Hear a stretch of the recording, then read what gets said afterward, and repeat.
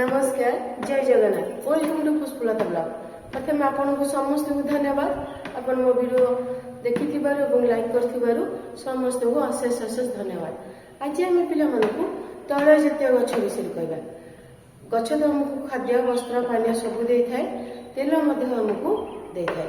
आसतु जानिबा विभिन्न के कौन गछ तेल बा फूल बा फल तेल बाहरी थाए। एही गछटीर नाम सोरिष गछ। सोरिष होला परे ताकू सुखाई सोरिष को बाहर करा जाई आमे ताकू मसला रूपे व्यवहार करिदाउ एवं तापरे पेड़ा जाई एतरु सोरिष तेल बाहर करा जाई थाए। सोरिष तेल बाहर करा जाई आमे ताकू रंधा कार्य एवं अन्य कार्य लगाई थाउ।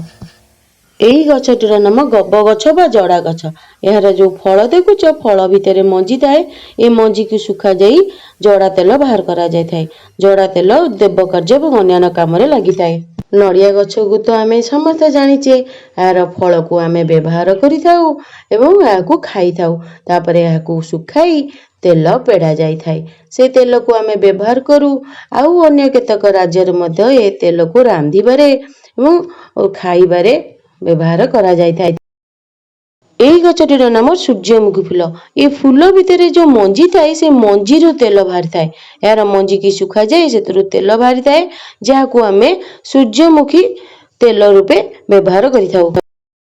एही गछटीर नाम खसा गछ बा राशि गछ। यार जो फल देखुच ता पाकल होला परे सेतरु राशि बाहरी थाए। राशि लडू तो आम समस्तिकर प्रिय।